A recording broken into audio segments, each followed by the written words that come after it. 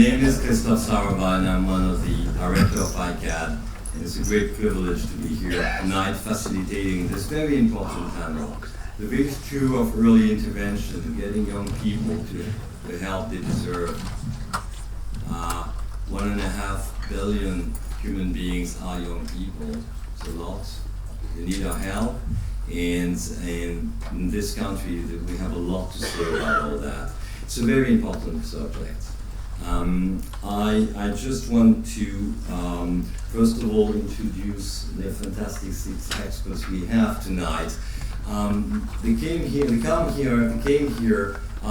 they have a strong, powerful message to share in every single capacity and expertise they have. Sheena is the school program lead at Clinical Partners. Sheena has a thorough experience of school and teaching, but most importantly, a profound belief and understanding into emotional bonding leading to teaching. Teaching is more than knowledge, and she will talk about that. Then Dr. Fiona Pienaar, over there. She is Director of Clinical Services as Place to Be. 30 years of experience in teaching, including then also teaching with special needs education and young people, mental health, counseling, and also a strong experience in an appetite for researching and finding what works and what doesn't work in trying to help the young people and what's happening in young people's brain. So she will share about the needs they have. Then I have Dr. Deborah Judge. She's director of You Think, and she's a consultant child psychiatrist. She worked with extreme complex cases and with passion and compassion. And she's going to talk more tonight about substance abuse and drug, which is one of the primary dimensions of the problems we have with young people, but not the only one. And the last thing I'd like to share, because I'm also passionate about that, is that Deborah is also a qualified equine assisted therapist. This means a lot to me. Then Dr. Paul Brain. Dr. Brain, child and adolescent psychiatric consultant, specialist in neurodevelopmental problems, including ADHD. I would say, Paul, that you're very innovative and quite radical sometimes in your approach. And today you will bring a lot of light onto in-treatment, day treatment, out-treatment, how this works. And it's not that obvious to make a decision to send a child or an adolescent in a residential treatment unit. It's a huge decision. There's a lot of pros and cons, and a lot of emotions about that. So we need the psychiatrist's light on that. Piet Jansen, Piet, director of Yes We Can Youth Clinic in the Netherlands, a specialized center for 13 to 25 years old young patients, dealing with extreme situations, residential, with a very, very, very innovative approach. To my knowledge, as a clinician, one of the rare in Europe, if not the only one. And Piet, you're going to share about how to bring back to life, bring back to hope those very damaged young people you treat and you receive. And last but not least, Dr. Owen Bowden-Jones. Hello again. Psychiatrist consultant, specialist in substance misuse, ADHD, and international speaker, a lot of publication. The last one is topic tonight, the drug conversation, how to talk to your child. I don't know whether you have children using drugs, it's not easy to talk to them. That's my personal experience. So you will, at the end, Owen, bring back the central conversation that we try all to have. It's not easy with our children as adults. So this is us. I just want to show you a few alarming facts. Very easy. 50% of mental health problems established before the age of 14. 75% before the age of 24. If we take care of our youth, maybe we'll have less adults in trouble. 10% of school-age children have a clinically diagnosable mental health problem. The diagnosis is a good question here. When does it start to be diagnosable? 70% of children experiencing mental health problems have not received help at a sufficiently early age. And WHO findings, this is not about the UK, this is about the world. 1.8 billion young people. Yeah, I read that the other day researching for that panel, and I think it's so topic tonight. I just want to read it with you and share it with you from the heart. Children love and want to be loved, and they very much prefer the joy of accomplishment to the triumph of hateful failure. Do not mistake a child for his symptoms, please. Erik Erikson, someone. So, how's this going to work? Basically 3 axes, prevention, detection, substance in treatment and treatment, there's a verb there, I'm sorry. Treatment centers, that's the extreme, psychiatrist, therapist, then the school, then the parents, and all of us, all of you, you're going to address one of these clusters. So we're going to have a continuum. We're going to have, it's not discrete presentation, there's a global understanding. We're dealing with our children here, and we have to understand that from different angles. So that's the way it's going to happen tonight. I'm going to ask and invite one after the other for a short presentation of 10 minutes. So that's going to be the first part, and the second part will be a debate that we will start here, but we will hand it back to you for questions, and we'll have time. We will spend the time we need to answer the question. It's such a blessing to have all of you today around, such a combination and a synergy of expertise. So we're going to make the best of that. Sheena.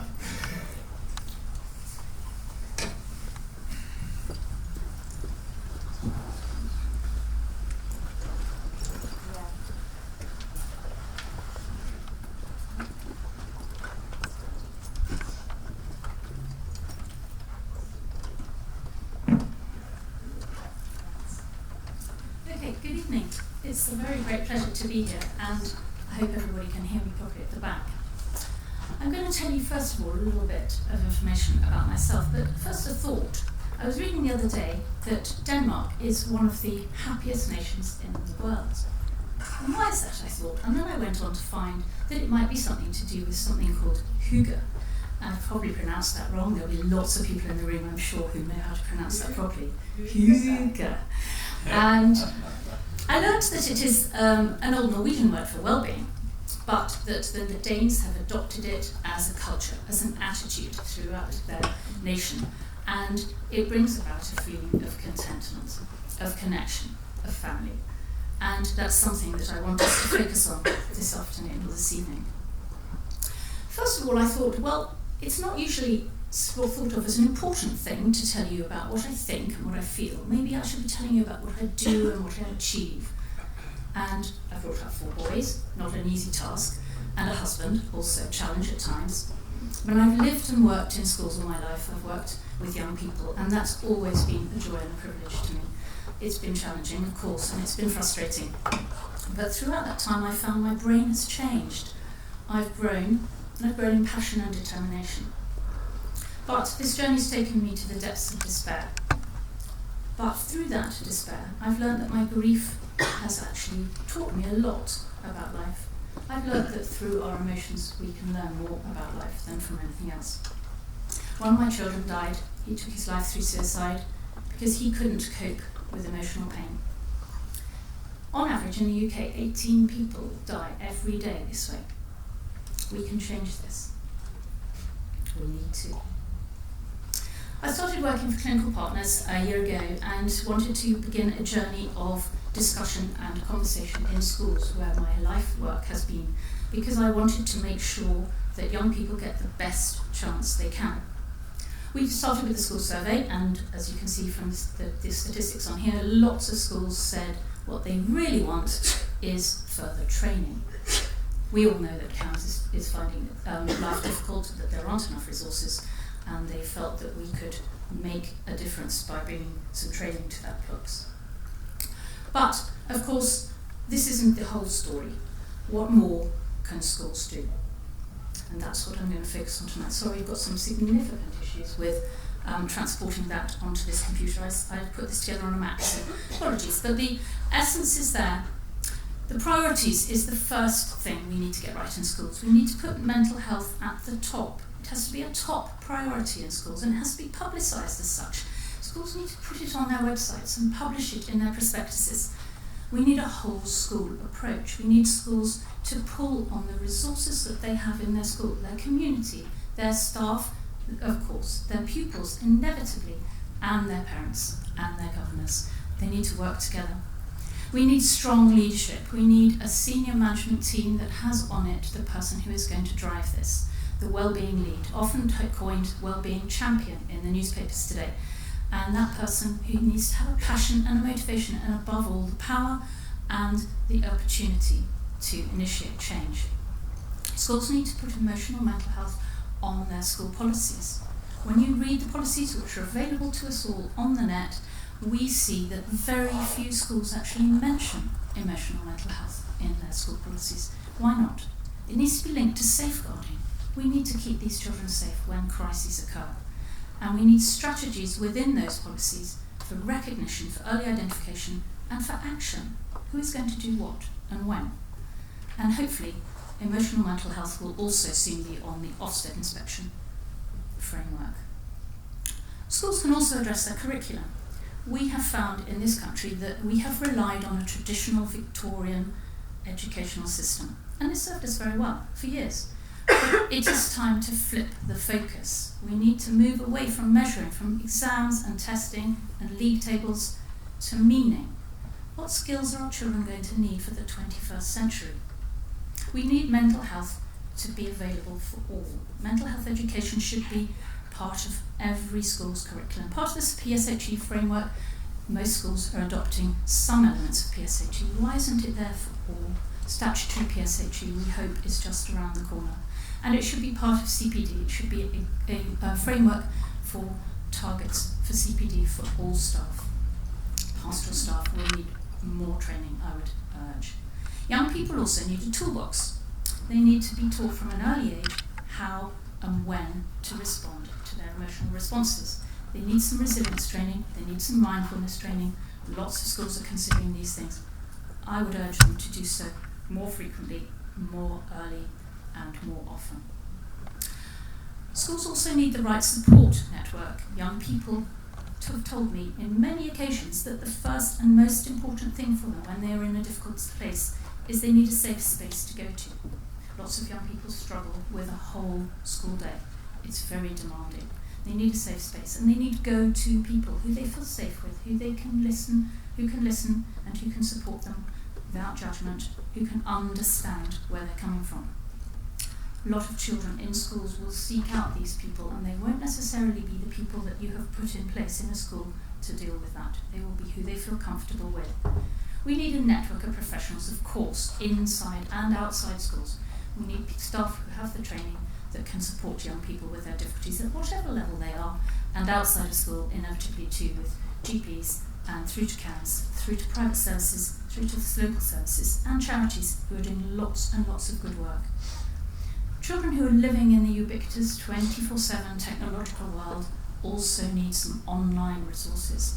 Lots of good work is being done around that. I would urge schools to begin to seek these out and offer these to children so they have accessible, signposted, up-to-date resources from which they can get self-help.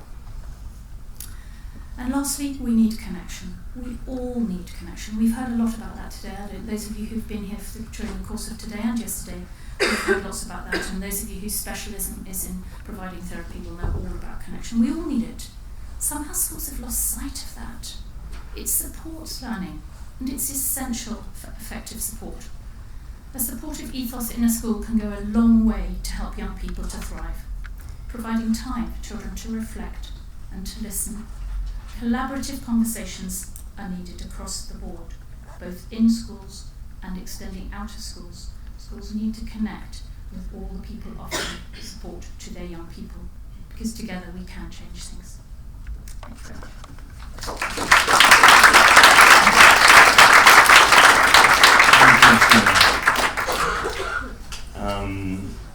Fiona?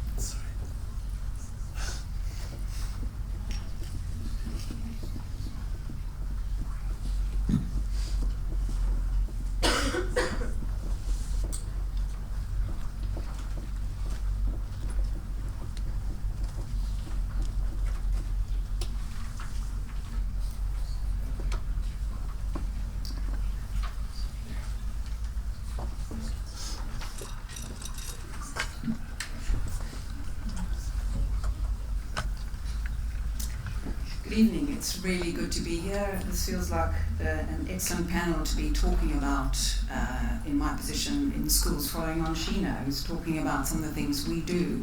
So I'm the clinical director of the UK's biggest children and young people's mental health charity, and we work in schools. Charity's called Place to Be. You can see our logo up there. We work in schools delivering therapeutic practices and therapeutic services to children, young people, their parents, and we offer support to teachers as well. It's hard to know what to talk about in 10 minutes, but I endorse everything Sheena said, and it's good to know that a select committee report came out this morning. The report, I think if you read it, you can get a sense of the frustration of the people involved in the report that we're now going into an election, and who knows what will come out of that. So, but the report's really worth reading, and it actually is suggesting a lot of the things she was talking about, and indeed a lot of the things we deliver with our service. I'm not going to go through any more statistics because you've seen some from Christoph, but we know that in any classroom there are a number of children who will be experiencing really challenging mental health issues, and then all the rest of the children who are experiencing life challenges. So Place to Be originally set up to support early intervention. So we actually work with 4-year-olds right through to 14-year-olds, but increasingly we're working across right up to the A-level age. And we're all about getting in there early and supporting children and young people with life challenges. So counsellors traditionally help with things like if there's a death in the family, or the child family has moved, those sorts of life challenges that we expect to experience in life. But increasingly, as the support on the more statutory side has become challenged in terms of their resources, we find ourselves dealing with more and more challenging issues. So these days we're dealing with a lot of self-harm, depression, anxiety, eating disorders, addictions. We're dealing with increasingly younger children coming into our services, because what is unique about us is that we offer a drop-in lunchtime service where any child can make an appointment by filling a little slip or by texting in a secondary school and ask for a 15-minute appointment. And right there is one of the skills of resilience, knowing that there's somebody you can turn to and who you can turn to for help, or getting a sense of when you need help.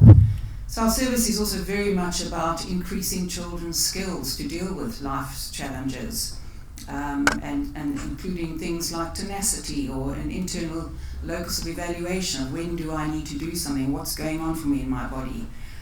We're very much a whole school mental health approach.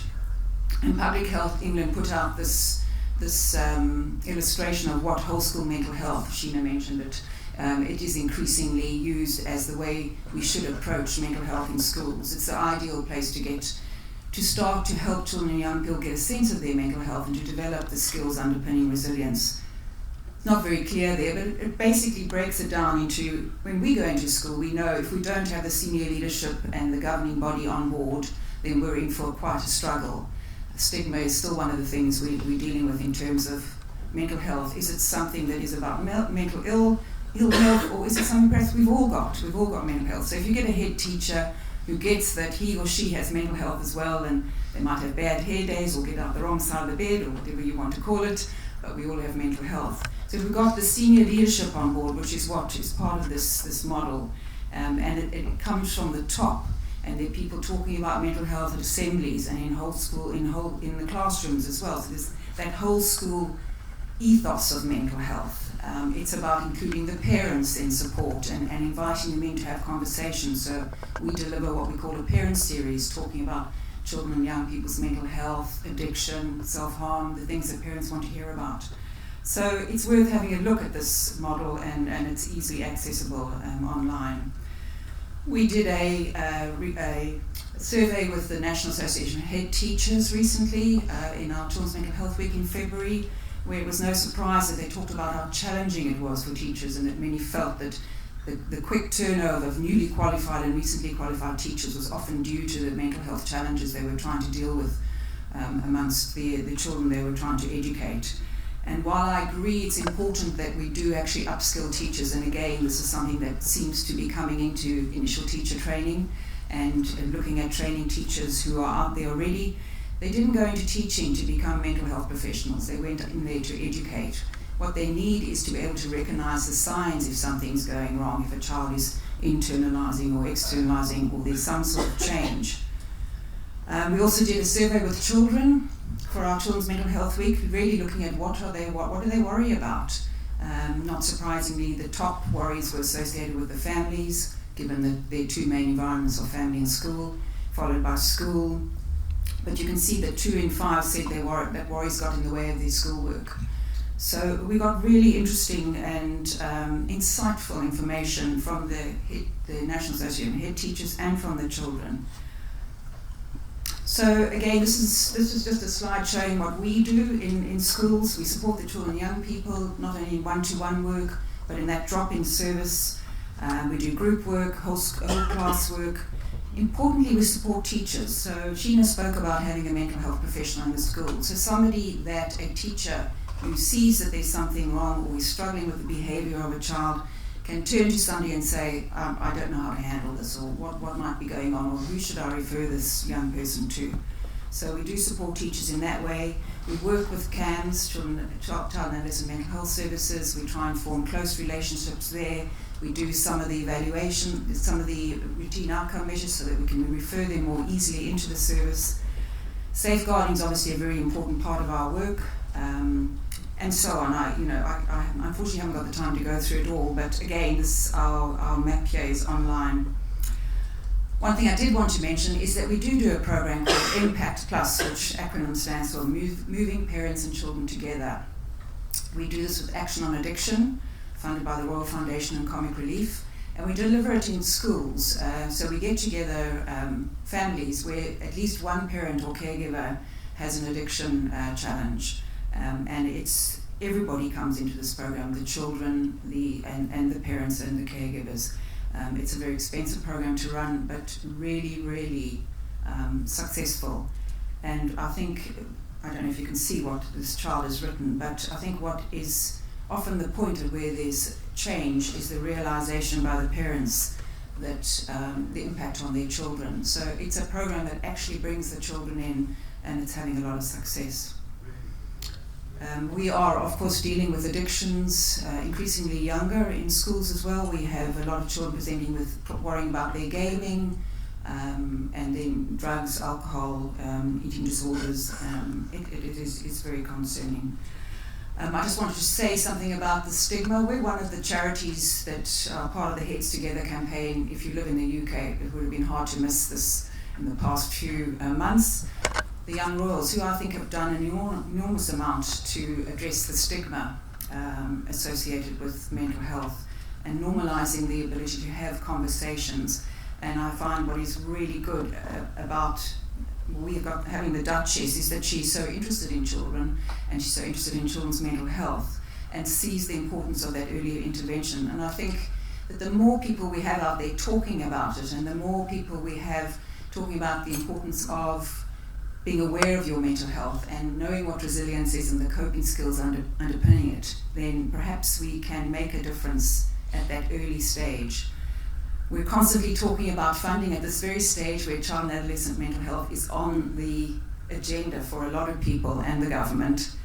It's the time when the funding is dropping in schools. So what we would like to see is funding put in, not only at the critical end, which is so important, all that funding that was going or has gone into eating disorders and more critical beds.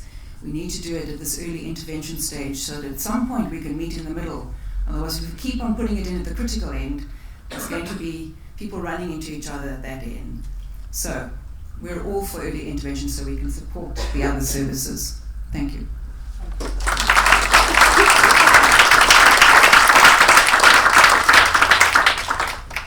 Thank you very much, Fiona. Deborah, please.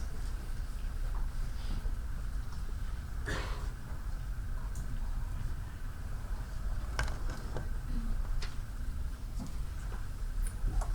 you very much. I'm Deborah Josh. I'm very pleased to be here.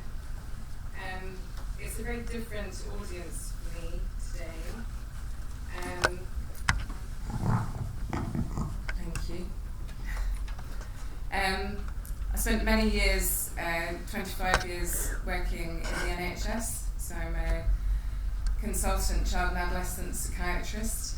I am passionate about adolescent mental health and the development of adolescent services. And I think I'm quite a creative person. I think I like life to be simple. I tend to get interested in lots of different things. I heard a quote today from Sir Isaac Newton, who said, apparently, that the truth is ever not in the multiplicity of things, but the simplicity of things. And I like to try and keep our understanding of adolescent development and the kind of difficulties that they may face coherent within a fairly simple model that integrates and allows young people to move forward positively. So YouthInc is a social enterprise. So after leaving the NHS, I interestingly wanted to form something that nobody knows quite where social enterprise sits. So it becomes a very interesting place to collaborate with who you like and work with other organisations across all sectors. So YouthInc is a social enterprise, and we are focusing on young people, not simply young people with addiction problems, but young people with complex needs that impact on their development.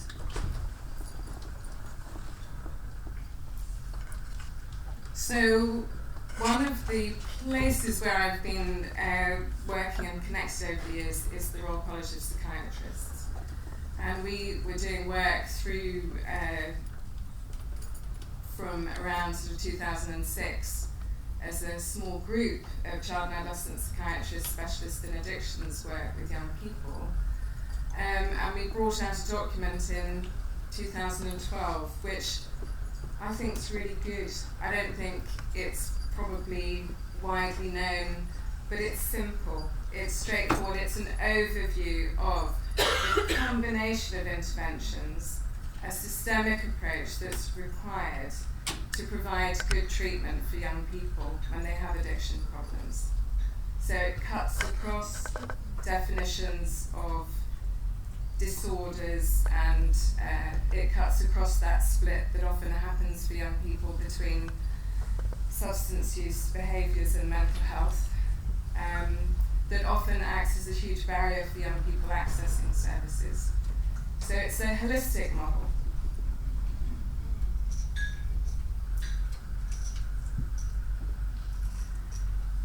So when we're thinking about the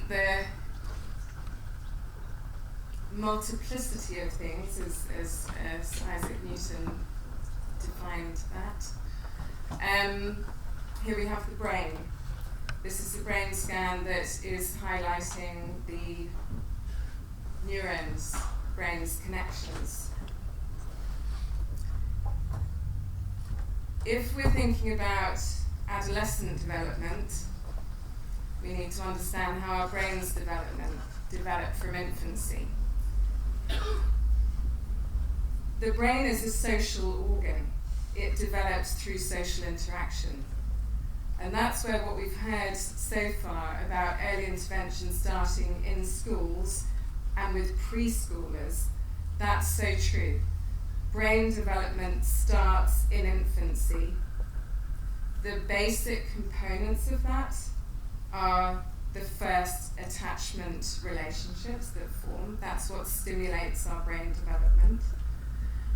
Adolescence is a tremendously interesting and productive phase of brain development where all these neuronal connections that have been forming through childhood go through a process of refinement.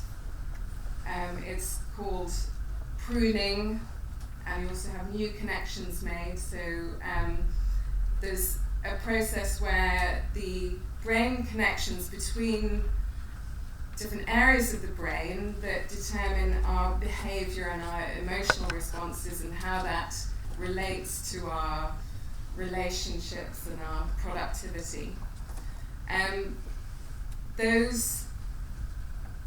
That process in adolescence is a huge phase of that development, which, if we miss it, if we start our interventions too late, the brain's maturation is complete, and the process of change then is much harder to create. So the things that underpin that are also quite simple and relate to infancy. So it's about the security of relationships, the developing sense of identity in oneself, and crucially in adolescence, the ability to develop autonomy, to be in control of decision making and of what you do, and to turn those actions into productivity, to have a purpose and a place in life. This is what we all go through in adolescence as we struggle to, as we kind of find our place in the world. It's about identity and that formation, autonomy, and having a purpose. For many young people, purpose comes through education and through the coherence and the consistency of what happens at home and what happens in school. That helps us to socialise and find our place in the world. Okay.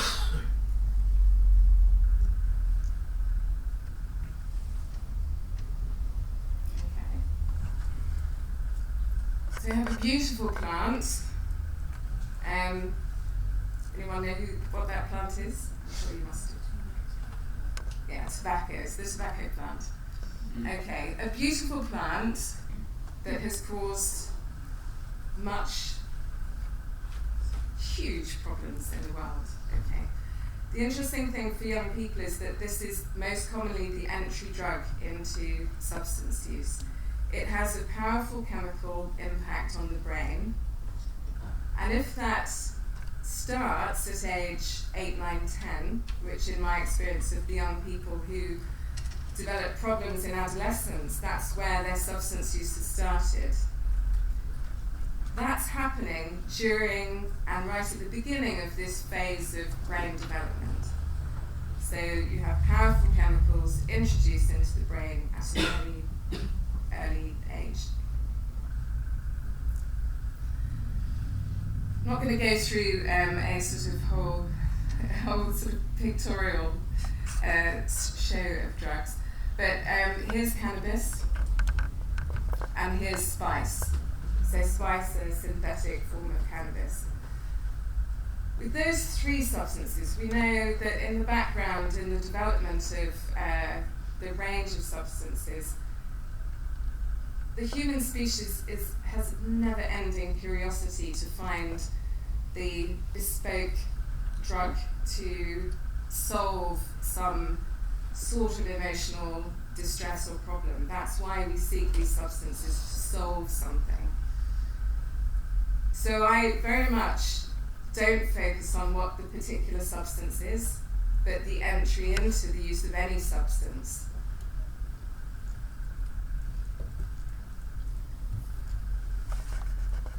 So what do we do as you think to bring together these ideas? Well, we work with individuals. We're referred individuals by local authorities, and we carry out outreach pieces of work with a multidisciplinary team, a small team, and we help the networks to form around young people that will allow those young people to develop those core fundamental aspects of development in adolescence: identity, purpose, autonomy. Okay. So around that, we build the networks and sometimes bringing in other professionals to play a key role and do some work with that young person. But crucially, we see the young person if they're in a residential centre, if they're at home, if they're in foster care, we create a bespoke team around the young person wherever they are. And so much of our work is about skilling up the network around the young people. But in the UK at the moment, there are many young people who the approaches to help them tend to be erratic and random. So whichever key indicator hits the crisis first, that becomes the target. So we believe it's really important to stay holistic and to be coherent, as good sound parenting would provide for an adolescent. Consistency, care, attention to boundaries, safety.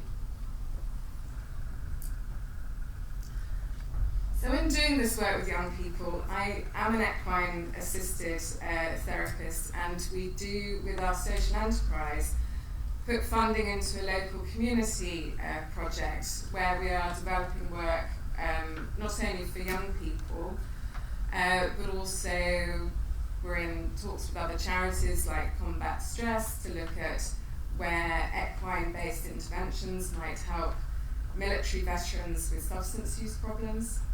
So the reason why I love working with horses is that they keep us grounded in the essence of what it is about being human. So that these elements of how you apply that to young people in complicated states of distress become simpler. We can learn about how horses communicate, understand behaviour, and stay safe within the herd. Because that's all we want to do in life. Okay. I'm probably running tight on time. Okay. So we're thinking broadly about young people at risk. And so we also apply the same systemic approach to working with organisations and systems. So we're working with Action for Children on Guernsey, where we, over the last 2 years, we've been skilling up, providing training for a youth housing project, so that they have now become Guernsey's young people's substance misuse treatment service. By skilling up and enabling a range of professionals to have a broader understanding of mental health and addictions work, and what works, how do you create that in a youth hub for young people with multiple social, educational and housing problems. Okay, so that's what we do. We're creating new ways of working, we're collaborating across sectors, and I have to say as I finish that I did visit Yes We Can last month, and everything that I've said about the need for a holistic, coherent, cohesive approach to young people's mental health and their development is provided within the Yes We Can clinics. It's a really intensive but coherent approach to working with young people. And I haven't been paid to say that.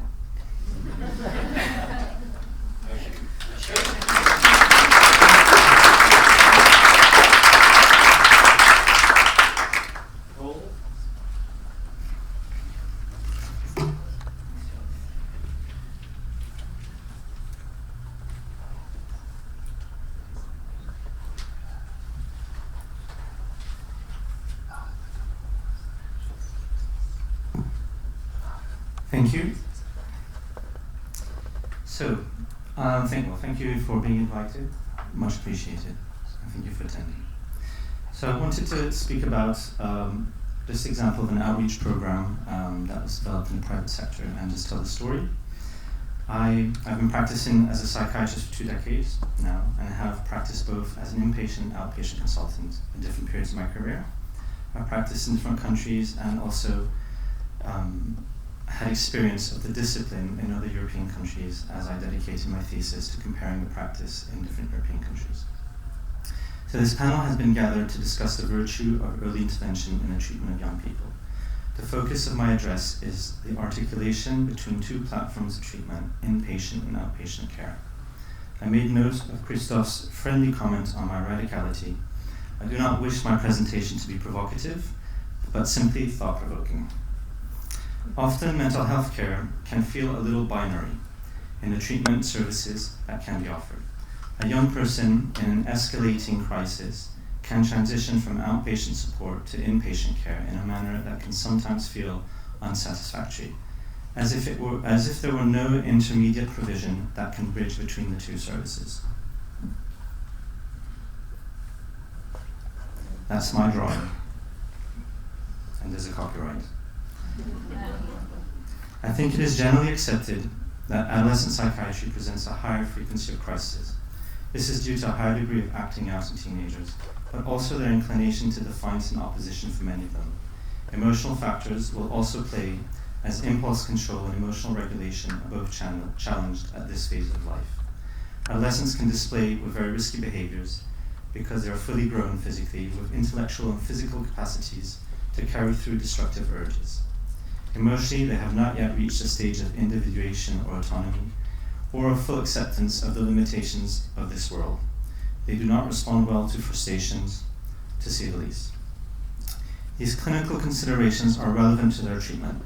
Young people who can access treatment will often do so in the aftermath of a crisis. The severity of the crisis may actually trigger an inaugural hospital admission rather than outpatient treatment.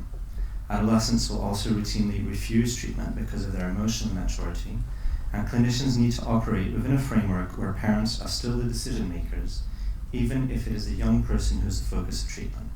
I'm sure anybody who's worked with teenagers are very familiar with these observations. So, hospital treatment can often send a false reassurance because it offers an immediate control of the adolescent's behavior. We focus on clinical risk, and hospital admission offers indeed a resolution to this. However, my point is that there are repercussions which are important to consider. These are less visible and are of an emotional nature which deserve consideration. I have always explained to families who will be pushing for a hospital admission, often in the middle of a considerable conflict with their son or daughter, that hospitalization in psychiatry will contrast with the rest of medicine, where admission to hospital is usually understood to be an opportunity for more intensive, effective, and available treatment. I think that due to the nature of the mental health predicament, and due to the nature of the traditional psychiatric hospital environment, this is not so straightforward. A teenager can have a very negative and angering experience when being admitted to hospital. He or she can feel locked up, experience admission as a loss of power over his own life. This can sometimes even feel abusive and humiliating. A feeling of deep misunderstanding and loss of trust can arise. The admission can disrupt the few positive engagements the young person may have, such as education, friendships, family relationships, and abandonment fears are usually reactivated. The teenager can then be exposed to a hospital environment that affects his or her identity development, as this experience will formalize a status of being a psychiatric patient, and usually this affects self-esteem. Teenagers with destructive mindsets are made to spend time together with each other in a closed hospital environment, which can often escalate certain maladaptive behaviors, and they unfortunately learn a lot of negative behaviors from each other.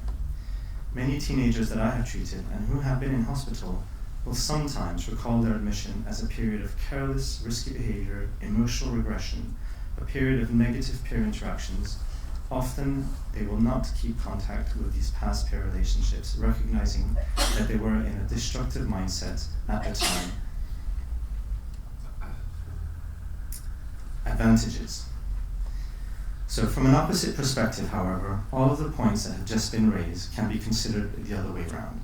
And as such, admission to hospital will help the clinical situation by offering the young person a behavioral boundary, impose and create a thinking space for them to reflect on their behaviors and feelings, and the escalation of incidents that the young person has engaged in, without being able to stop. The admission to hospital also offers a separation between the teenager and his family, when indeed it is this dynamic that is escalating the emotional problem. Inpatient care obviously keeps the young person safe, often at the expense of a one-to-one supervision. This boundary represented by inpatient care is followed by a depressive reaction quite often in the teenager, and this can be beneficial as it represents the first step towards change. hospital admission can very simply be the only access to treatment with teenagers who have repeatedly been refusing all help. Again, treatment in hospital in such situations does represent the only option in preventing any further clinical deterioration. It is sometimes difficult to justify this to commissioning bodies who expect evidence of improvement, but actually, inpatient care's initial benefit is to prevent further deterioration, and that is already a very good outcome.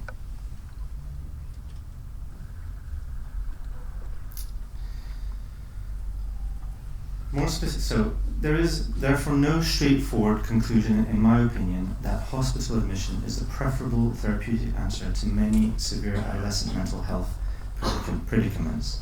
But it is essential when keeping the young person safe is the main objective. And of course, when the young person is refusing any form of treatment, including medicine. My observations here are simply aimed at offering a perspective on the indication of inpatient care. It is not a position against inpatient care. It is a perspective that does not take into account the actual diagnosis of the young person, and obviously each clinical situation will shape the indication and treatment that's required. So it is at this point that I want to reflect on the gap between outpatient care and inpatient care. And my starting point is not that inpatient care should be avoided at all costs, but I wanted to recognize its limitations, its advantages, but also how it can be iatrogenic at times, meaning that it can make a situation worse. My postulate is whether sufficient outpatient support in the community will prevent hospital admissions. I believe that most would concur to say that the answer is probably yes. But more specifically, I have asked myself whether a responsive, resource, coordinated, intensive treatment program can prevent hospital admissions. I am convinced this is the case, and that there is a real opportunity here to develop services. When I practiced in the NHS, I observed the value of early intervention, and certainly when CAN's services were better resourced a decade back, assertive outreach interventions led by nurses helped prevent admissions, limit the duration of hospital stays, and these outreach services settled crises that no longer required hospital admission. So I've been working in the private sector since 2010, and I therefore have developed a service that would sit between outpatient and inpatient care.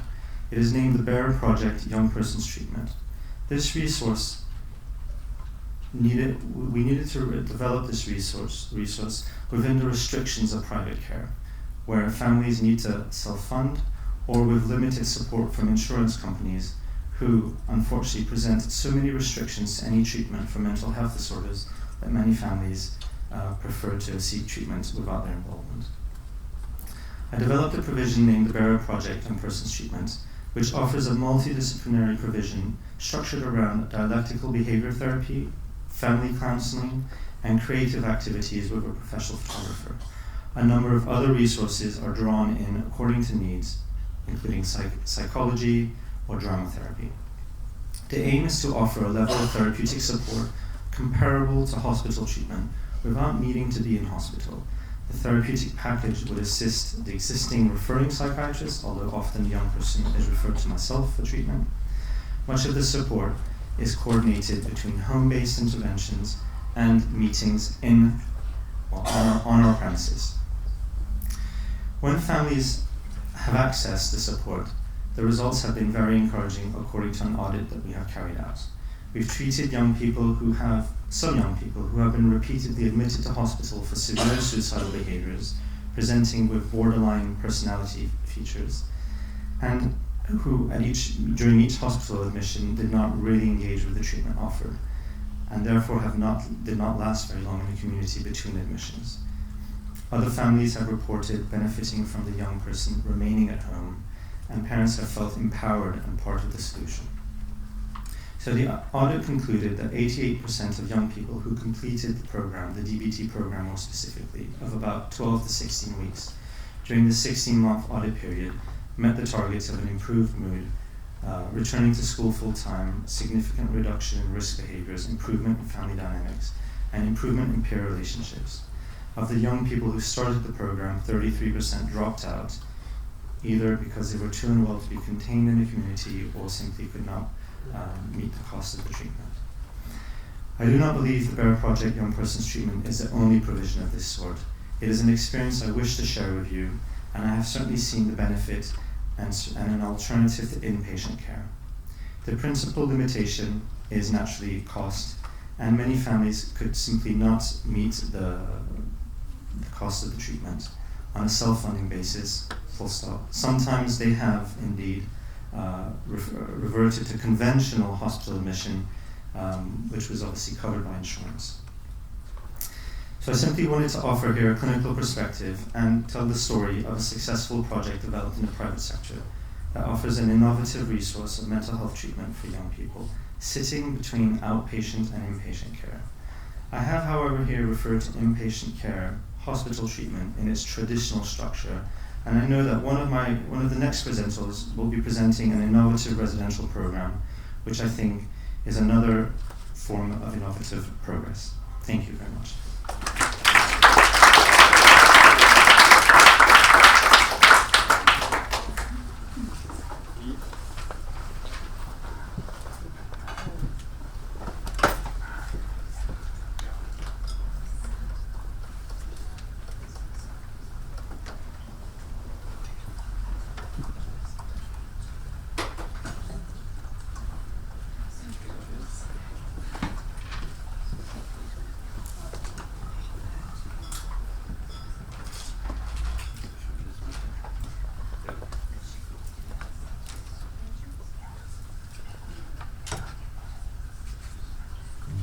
I just don't understand. Nothing changes. I try not to hear your arguments and all the aggression, but I can't do it anymore. I see your sadness, Mum, and I feel your fear. But I can't save you. You're just too strong. I've tried to numb myself, to escape the sense of danger, to escape the aggression, the insecurity, and most of all my fears. I started using more and more to numb the pain. I was 18 and doing 5 grams of coke and a bottle of vodka a day. And I was still afraid, nothing but scared the whole day through. And not only did I lose myself, I lost everyone and everything around me. The specialists gave me the feeling I was a loser, a nothing. A normal life? What's that look like? No idea. Nobody could explain it to me. I realized I had no one. Maybe death was the best solution. Now, by chance, I was given a card with a phone number. Meant nothing to me, actually. Didn't know who they were. And after 9 years, I didn't have any faith left. But I called and I said, "Hi, I'm younger. I don't know anymore. I'm dying." On the other end of the line, a sympathetic voice said, "How brave of you to call. Come by tomorrow morning. I'll make sure there's a nice cup of tea for you." Now, already, that just felt so much warmer and different from anything that I was used to. I pulled myself out of the gutter and made a decision. I'd give healthcare specialists one more chance. So I went to the clinic. An employee picked me up. She gave me a hug, held me for a moment. She talked about her life, about her sheep and dogs, her husband, her children, with a great sense of calm that she and the other workers seemed to radiate. I hadn't felt that in 15 years. A loving environment. That's what I was looking for all this time. Just when my confusion was at its peak, I received the warmth and help that I'd been looking for all along. And at the same time, I was forced to be confronted with my own behavior. I finally managed to deal with my traumas, from hate to pain, from pain to understanding, and from understanding to forgiveness. After that, I could fully commit to the necessary behavioral changes. Now, this was 2004, and I've never had to use again ever since. This was the best trip of my life, a total metamorphosis of myself in a place where I only had to change one thing, everything.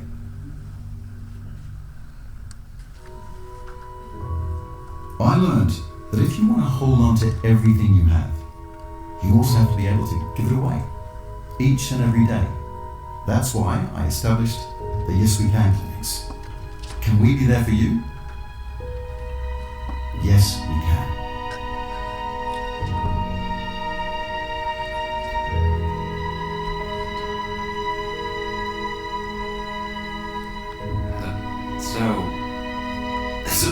emotional film, but that's what Yes We Can is all about, because it's about emotion, and we don't refer to the people that are in our clinic as patients, but as fellows.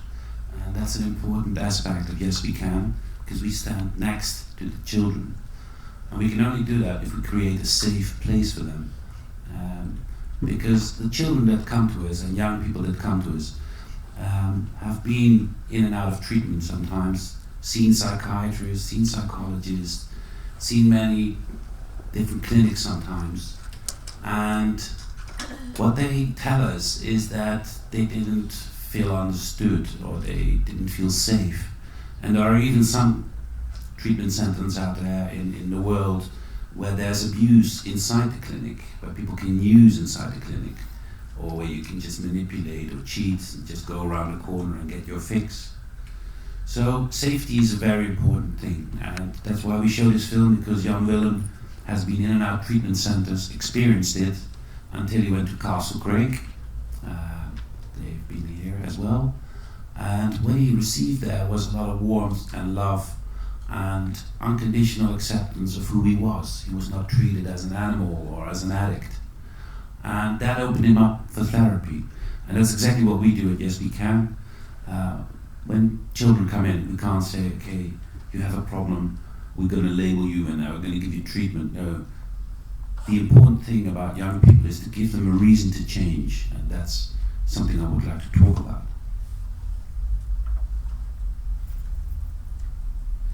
Very quick, some statistics, everybody spoke about it. If you imagine that just under 40% is under the age of 26, so there are a lot of young people out there.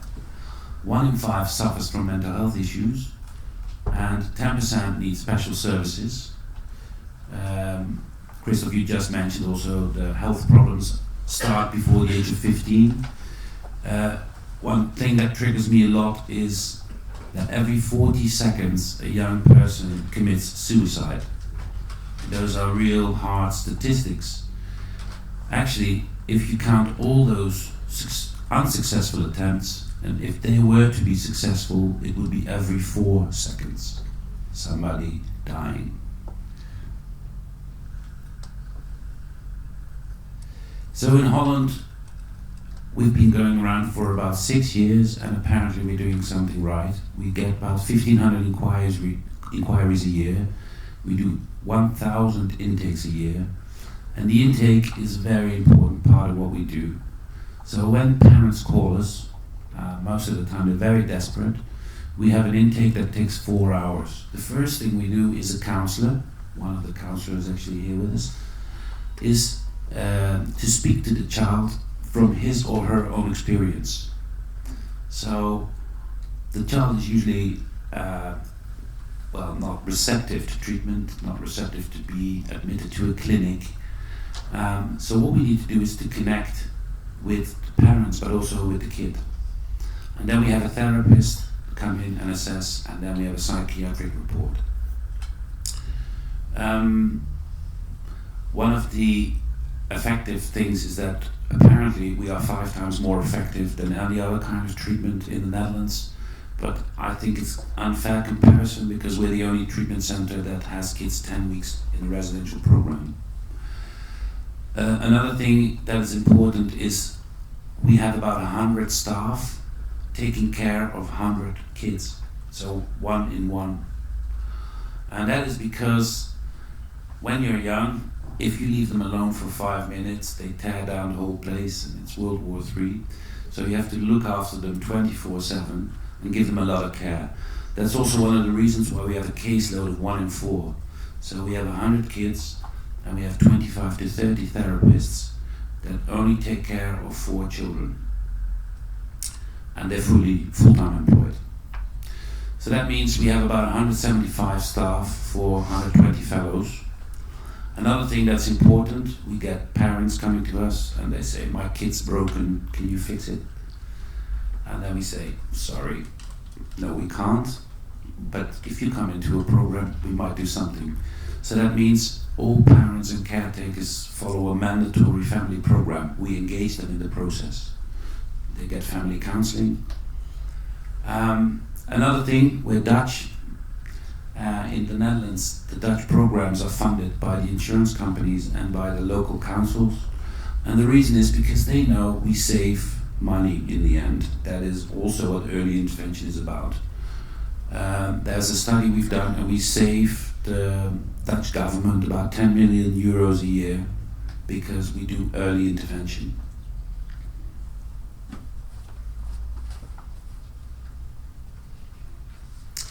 So I wanted to show this slide quickly. We actually take care of everything, so that we do behavioral disorders, addictions, and behavioral problems. All kinds of addiction, game addiction, sex addiction, drug addiction, behavioral problems like depressions, communication problems, low self-esteem, etc.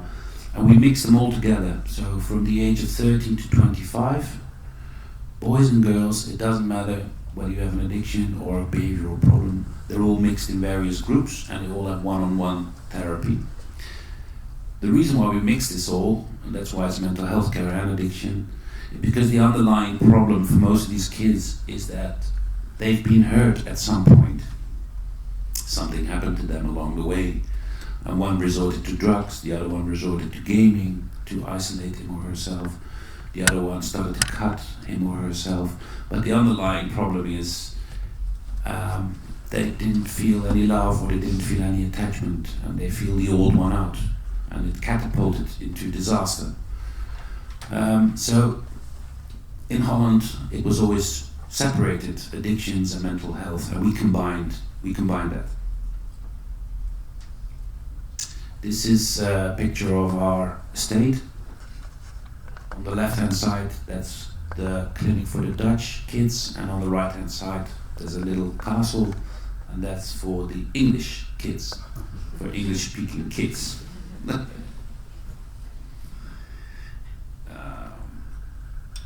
So what I also want to tell you today is that's very important.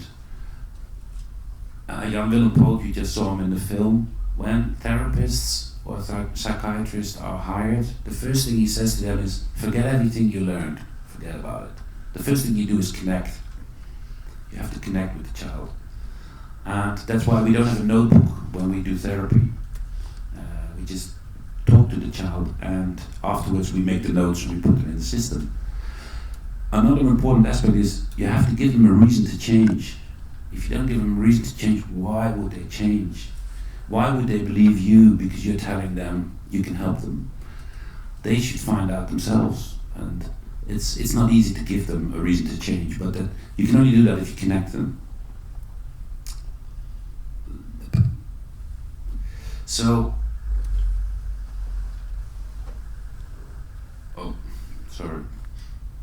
this is just an overview of how we do it. So we have a 10-week residential program. They have a 7-day program from 6:45 in the morning till 10:30 in the evening. There's no phone, there's no internet. First 5 weeks there's no contact with the parents. Parents follow a family program. In the middle of the week the family comes to meet the child in the clinic. We call it bonding day or no bullshit day. And it's a rebirth of the family system. But we work with coaches, with counselors, with therapists, so we have one-on-one, we have group counseling, etc. And what's very important is the multidisciplinary approach, but also the communication amongst the team. We have 100 people in our clinic taking care of 100 kids. That requires a lot of planning, but also a lot of communication. And that's important, to communicate, not only in our clinic, but to communicate also with my colleagues and with other people and talk to each other, so that we follow one therapeutic approach. So that is not the counselor saying, oh, your brother is the problem, and the sports coach says, oh, no, your sister is the problem, and the therapist talks about the mother. No. And in order to follow that, you have to talk to each other.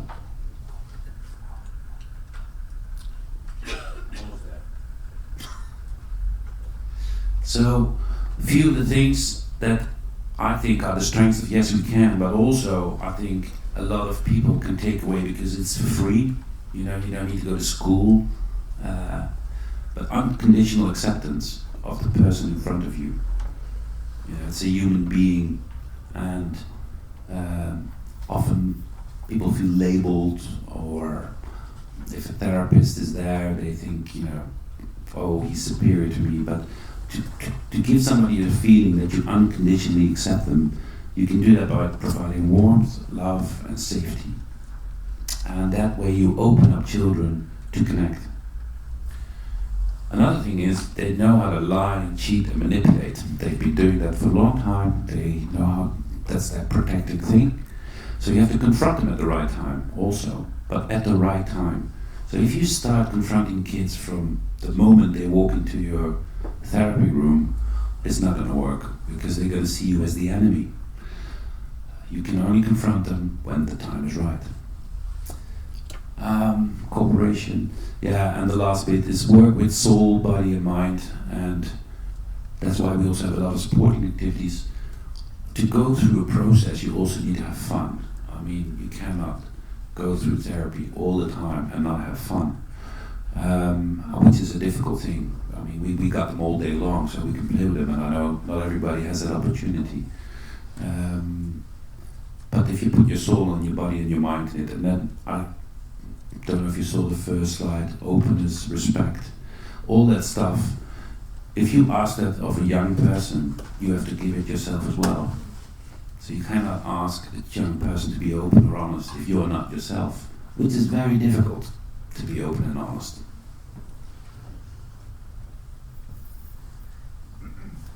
Very quickly, of course, is it proven method? Yes, it's evidence-based. In Holland we have certain inquiries, and it shows that we have an 8.5 on a scale of 10 under 18 and 9 on a CQC index. I'm not going to bother you with this if you want to know one day how we get these figures. So it's all evidence-based. And I think this is 10 minutes, so this is my last slide. Thank you very much.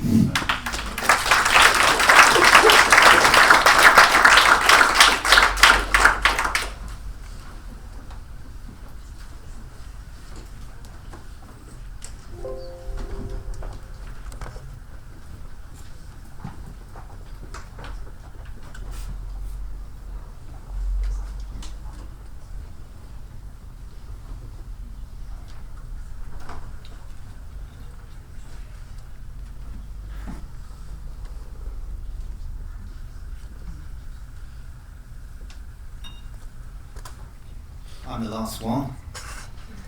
You will be pleased to know it, and we can all have an opportunity to have a conversation. So I'm Owen Bowden-Jones. I'm an addiction psychiatrist, and spend most of my time working with adults actually. So it's a real privilege to be talking on this panel today. I'm going to talk about a very different perspective actually from some of the other things that have been said today. So in the context of the virtue of early intervention, my pitch today is going to be don't forget the parents. Now, as an addiction psychiatrist, I spend a lot of time thinking about this sort of issue. So I think a lot about drugs, why people use drugs, what the drug is, what the particular harm of the drug might be.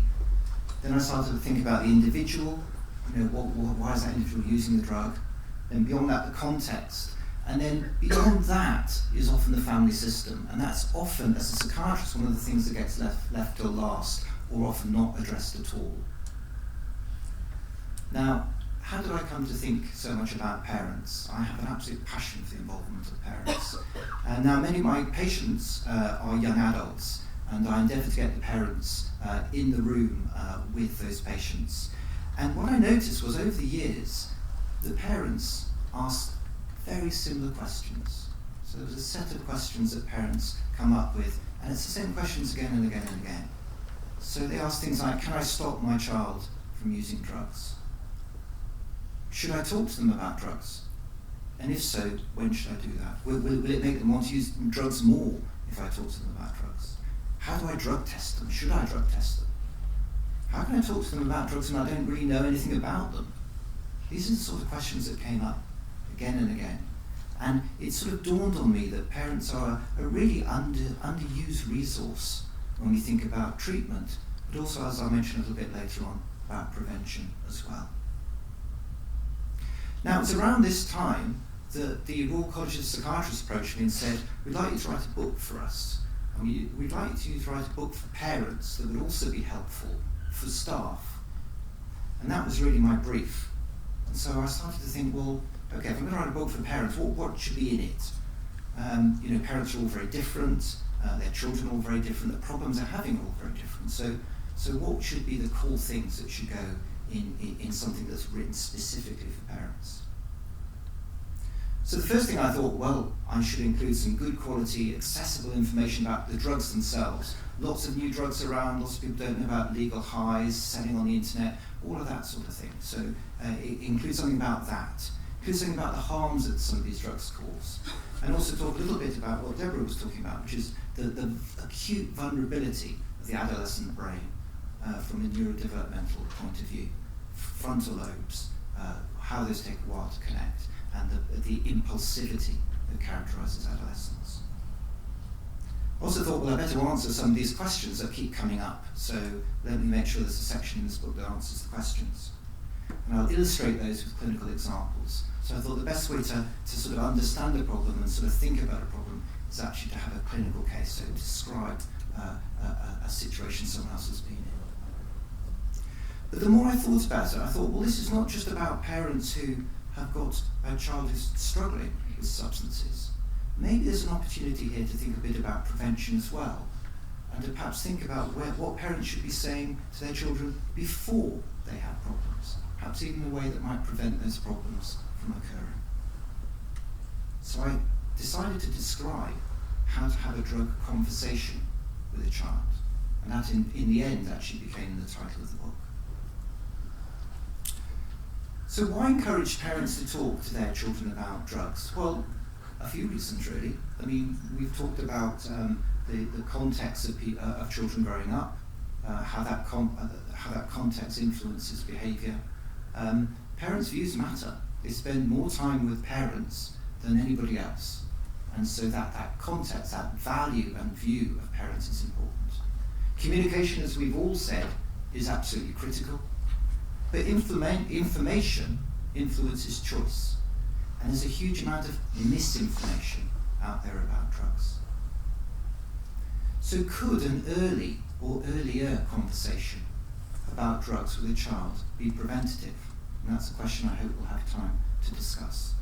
Could destigmatising these issues earlier on be helpful if a problem comes up later? Well, do children even listen to their parents? I mean, if there are parents in this room, they probably think, well, no, they don't. They listen to their mates and they go online, and that's about it. But these data suggest otherwise.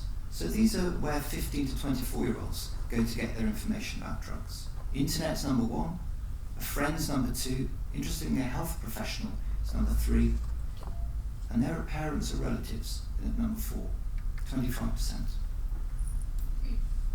So what would the do's and don'ts of having a drug conversation look like? Well, here are some of the things that I came up with in discussion with groups of parents. Don't feel it all has to be said in one conversation. Do set the scene. Do think about whether one parent or both parents should be present. Be clear about what the conversation is about. Be consistent, keep calm, listen. Don't accuse and don't interrogate. Don't claim ignorance or, slightly worse even, pretend to know everything about drugs. Give information, don't forget alcohol, the biggest drug of course. Do make sure you leave time for questions. Be prepared for that tricky question, which is, Mum, Dad, have you ever used drugs? It's the first thing they'll ask. What are you going to say? Do leave the door open for further questions, and always finish with praise. So when should you start the drug conversation? Some parents are worried that if they talk to their children about drugs, they might encourage drug use. They might make it okay to use drugs. Now, my own view is the best time to start is before the child has been exposed to drugs or people who are using drugs. And that, of course, will vary depending on the community they're growing up in. But I would say about 10 to 12 is about the right age. Interesting, that's about the age that most schools start talking about drugs in some form. So what are some of the common questions? Let's have a look at them. So is drug use in adolescence normal? So, just a few questions for you. These are the number of people who have used an illicit drug in the last year. So globally, between the age of 15 and 64, how many people do you think have used a drug? One in how many have used a drug in the last year globally? One in... You're a shy audience tonight. Go on. One in... I can include a panel too. 1 in 30? Including alcohol? No, just drugs. 1 in 10. 1 in 10. It's actually 1 in 20. If we look at the UK, how much is it? 1 in 10. 1 in 12, yes. If we look at young people, 16 to 24, 1 in 8, 1 in 10, 1 in 5, 1 in 5, yes, 1 in 5 young people who used an illicit drug in the last year. And 15-year-olds in the US, this is monitoring future data, 1 in 3. So really high numbers there. And what do they start using? Well, if you look at the data we've got, they first start using a volatile substance, so that's glue, but very, very few people. And you can see on these data, it's not until about the age of 14 that the people using drugs really begins to pick up, and that's cannabis. That's the first drug they use. And then as people get older, the drugs peak at different ages. So this is cannabis peaking at about 18, 19. Then you've got ecstasy peaking in the early 20s, and you've got cocaine peaking in the late 20s. Now, one of the arguments for young people service is made by looking at the outcome data. So if you look at the outcome of problematic drug users under 18 who go into UK treatment services, the outcome is about 80%. If you look at those after 18, it's 30%. So you see this very dramatic drop in the outcome data.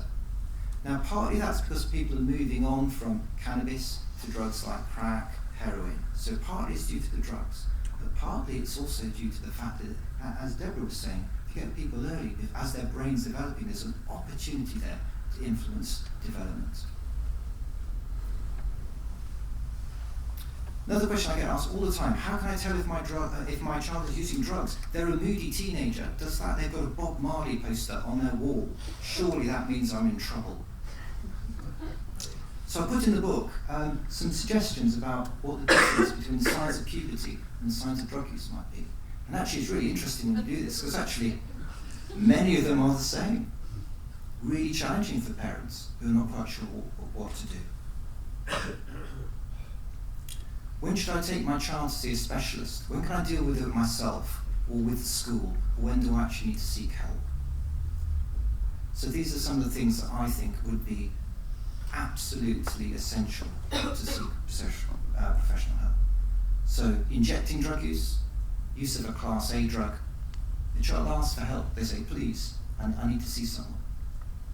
Suicidal thinking or repeated self-harm, psychosis, extreme risk-taking, either sexual or driving, physical violence, and I'm always troubled by often how violent homes can get before parents will say, actually, we've got a problem here. Existing mental health problems, previous drug or alcohol problems, suggesting that this is a relapse of a condition, a strong family history of drug or alcohol problems, parents are unable to communicate with the child, and a rapid deterioration in academic, social, or emotional functioning. So I'm going to finish here with some headlines. Parents, I believe, are a hugely underused resource in both treatment and prevention of young people's drug problems. I believe that early conversations which destigmatize drugs could help prevent later problems or make them easier to deal with if they arise.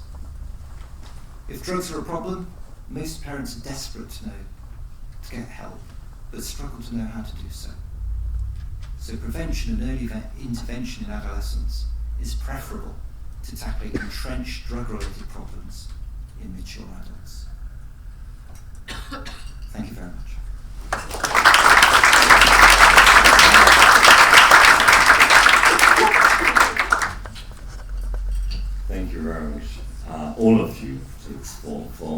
this massive contribution.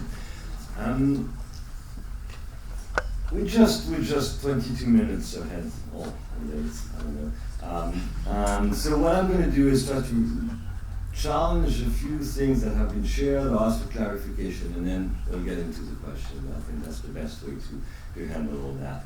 I'm a little bit in check listening to you. The terminology of treatment or therapy came over 40 times. To the exception of Owen, the word parent came up 3 times. The concept of security and safety twice. Stress 5 times. Fear 0. So I just have an interesting thought right now. We've been discussing about the later part of all this spectrum. The treatment, the therapist, the important, but the stress is central there. What creates stress within adolescence? Stress is related to fear to some extent, and children need safety, children need validation and protection. So I had this feeling that we have to go backwards a little bit. And I have one question for you to start with. When is it that the state becomes a trait? When is it that what is probably part of the lifespan and a part of maladjustment that needs to be learned to deal with within the child or the adolescent? When do we know it's a problem and not just part of the development? How do we assess that? So shall we start maybe with the psychiatrist's view, and then we'll get into maybe the vision from the school and different places. When do we start to have, you just tapped onto that, Owen, when do we have this problem? It's not just a state, it's not just a transient phase, it is becoming a trait that will seriously inform the brain for the rest of my life. Is that one? Yeah, please. Okay. Help from the rest of the panel, please, because that's a complicated question. I mean, essentially, adolescent brain development, the brain develops from the back to the front. And that process of maturation continues up until about early 20s. But in the sort of mid to late adolescence, you have a situation where the back of the brain is all developed, but the front of the brain, the frontal lobes, which are executive decision-making, weighing up and balancing the risks of different behaviours, haven't yet really fully locked into the rest of the brain. And this is thought to be the sort of reason why adolescents are impulsive and risk-taking. So that's the point at which the drug use is most likely. At any point in your life, that's the time where you're most likely to use drugs. It's also the time where you're most vulnerable, most impulsive, but it's also the time that these delicate neural networks that are just being formed are most vulnerable to damage by drug use itself. So you end up with this sort of perfect storm where if someone's using a lot of drugs in their mid to late adolescence, then they'll damage this integration of their frontal lobes with the rest of the brain. And that then can have consequences for behaviours later in adult life too. Thank you, Owen. I pick up on that. It's normal to be acting out as an adolescent. The brain is fragile, and the building through pruning or development of the neural pathways and the neural connection are growing. It's normal. So it is absolutely part of the development of an adolescent to experience acting out. Then it's the role of the parent to tolerate the acting out and regulate the acting out. Or the school. So what is the take of the school on that? Acting out can be messy in classrooms, right? I think in the schools, from the school's point of view, and particularly the teacher's point of view, I think you're looking for change. I think obviously it's very difficult if you are at a school and you've got a child who's in some sort of crisis or having a difficult time, if the child is new to you, but all teachers are taught to look for elements of deterioration, particularly in work, because that academic workload is always significant to a child in almost every school. And so any deterioration of work or behaviour from what was previously around would be a sign that something's going on. Now, it may well be just a short-term event at home, maybe a parent is ill in hospital and the child is having to take on more responsibilities. Maybe there is some sort of crisis going on, maybe grandpa is dying. All these things are often not informed from parents to schools. The number of times in schools when that is discovered down the line after the difficulty is unpicked, whereas one could have been in a much better position to support the child at the first outset. So those are transient events in a child's life, but if the change in behaviour or the change in academic outcomes is significant, I would suggest that then one has to look further if there's no obvious reason. What else is the child doing? And get the parents in, get the conversations going, talk about these things to the parents to find out what the pattern is at home too. I'm champing at the bit here. I wanted to come in as a psychiatrist, but actually as an anti-psychiatrist, I think. I really have come to believe through all my work as an adolescent psychiatrist that we are social animals. The stress that we experience at any times in our life, particularly what we see in adolescence, comes from fear experiences, usually clustered in very early childhood, that impact on our very earliest relationships. I sat with a 16-year-old girl today who's in care, she's in residential care. We've met for once a week for the last few weeks. We were halfway through a conversation and the door, which was slightly ajar, just through the wind or pressure, it just slammed. It wasn't a huge slam. She leapt out of her skin. And we talked about that. Her early life experience was being brought up in Nigeria with a very abusive parent, and she lived her early life was living in fear. And that's what snaps in adolescence. So that she uses substances. She actually asked me this morning, since I last met her, she uses cannabis regularly. She said, I've been reading research on the internet into psychedelics. She said, I think I should take a psychedelic because I've looked at research that shows that they hit on early trauma. And this is a 16-year-old girl who has missed most of her secondary school education, who's telling me that her inherent problem with substances comes from fear and how to survive that fear and that experience. Thank you, Deborah. And just bring in one research from the CDC. In terms of early childhood experience, the most predictive factor to develop addiction in adolescence and adulthood is exposure to childhood violence, to domestic violence. Verbal violence as well as physical violence is the most predictive factor. More than physical direct abuse, the exposure to the domestic violence. Just food for thought. And that's inside the family. This is undetectable, and that's very acute situation in the school. The responsibility of the parent is absolutely paramount. It's not about the school, it's not about the doctor, it's about being a parent. Biologically, we can reproduce ourselves. Are we capable emotionally and socially to be parents? It's another task. It's not just given like that, I think. And this is important. And I'm just looping there with your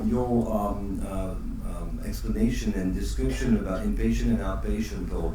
And when you make the choice, which is, I think, less abusive, to not to send someone in treatment, then you have to take care of the as an outpatient of the dynamic of the family. And it's not always obvious to get the anamnesis and the history of the family to detect those kind of factors. So how do you provide the care and also taking into account the dynamic of the family of the youth who's going maybe back to his family after session?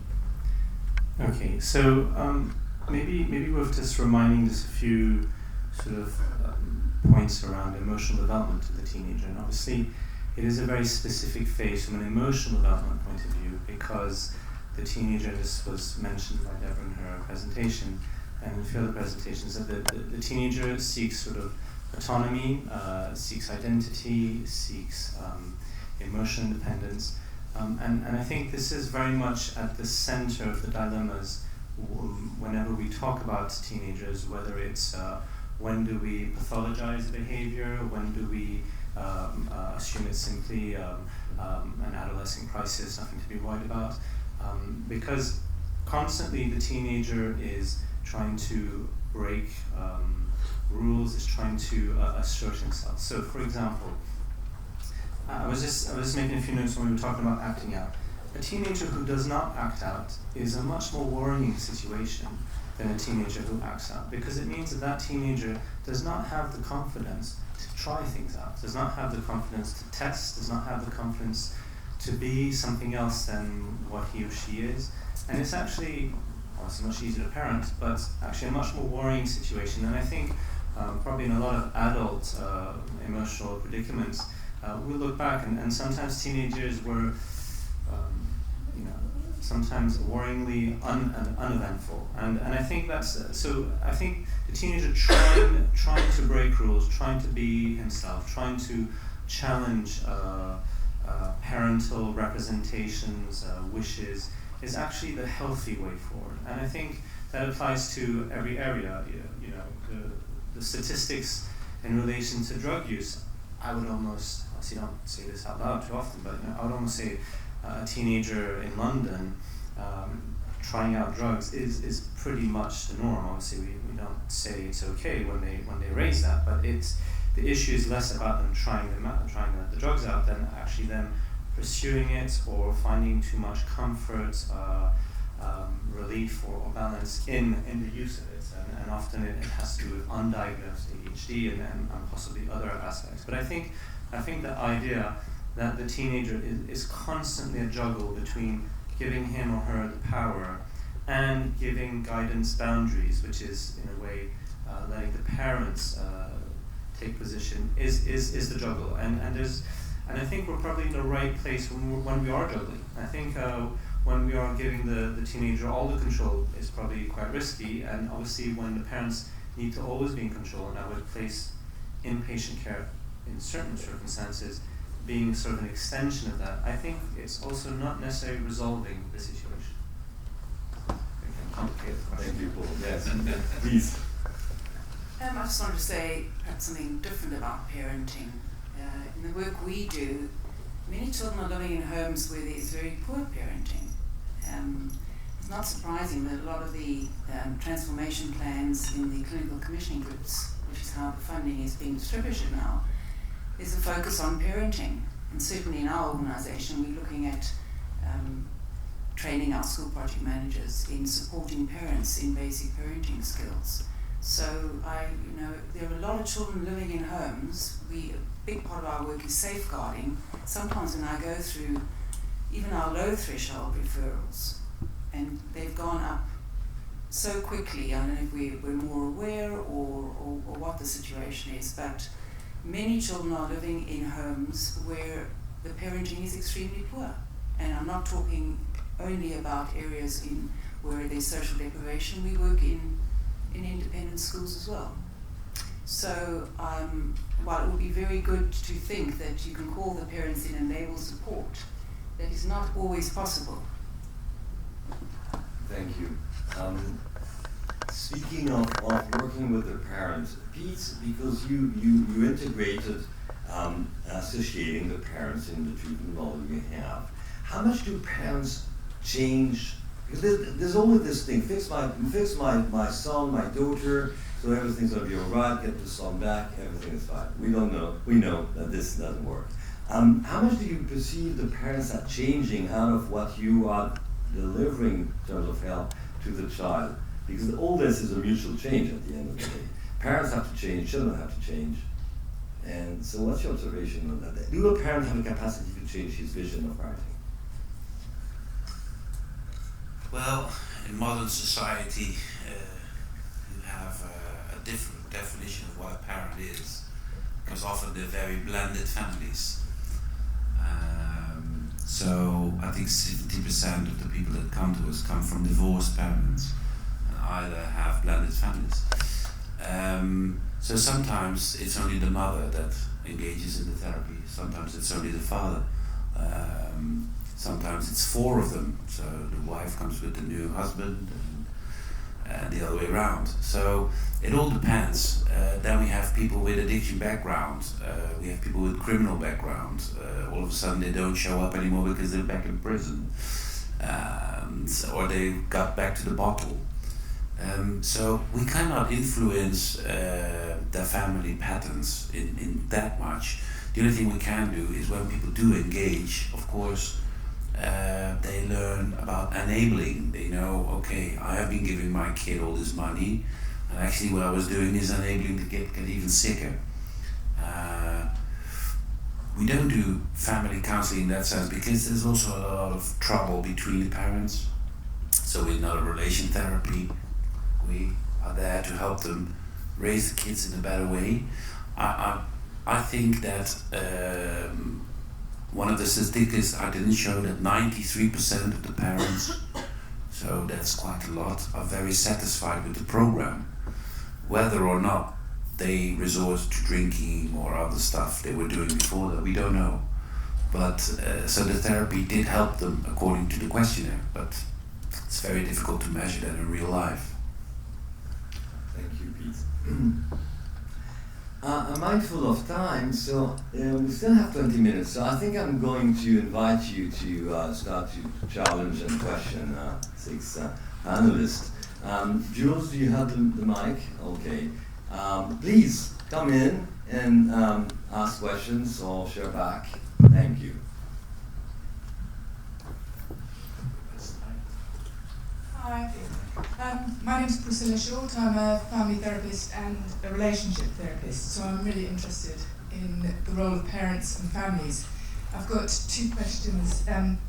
One is for the Yes We Can clinics. Have you, in your outcome, your success figures, do you have a difference between, dependent on whether the family are or aren't able to engage? You're talking about, you don't really get involved in family therapy, but I just wonder if the more that the parents are able to engage in the recovery of their child and that process, does that affect the outcome? That's my first question.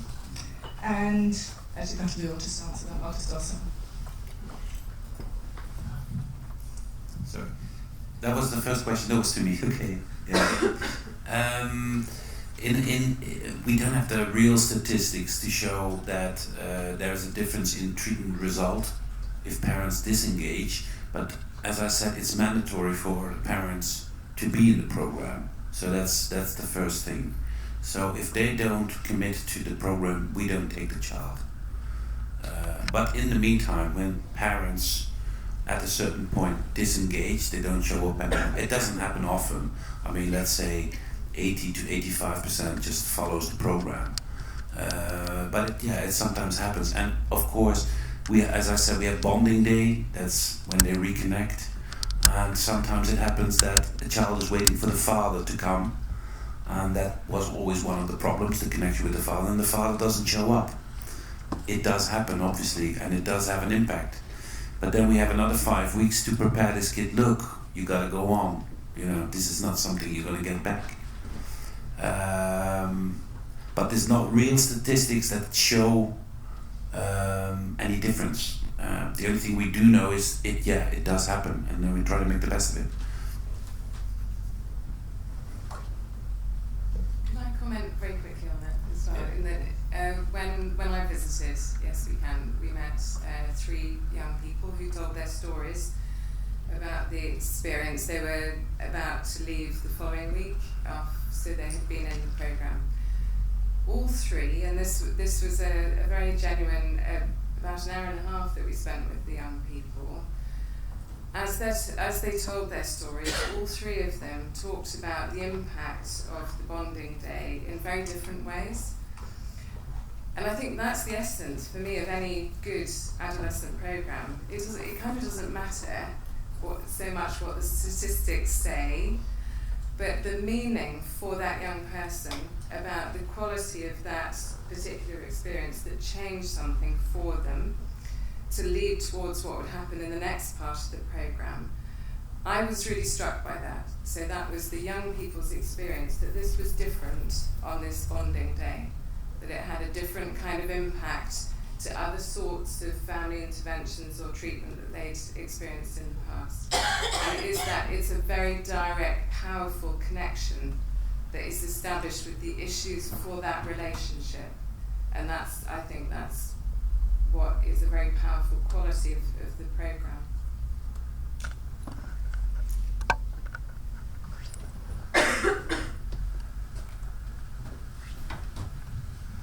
Hello, I'd like to ask a question just as a position of a father, actually. I wanted to know what your view was on, or what you found in speaking to children and adolescents. Are you finding that teenagers are becoming teenagers before 13? And in my case, I've got a 9-year-old who appears to be, my question will be related to the use of technology and social media, iPads and all that kind of thing. Are you seeing that children's behaviour and their personalities possibly are being adapted and being changed around social media? I mean, my kids are English, yet my 9-year-old said she felt like a jerk the other day.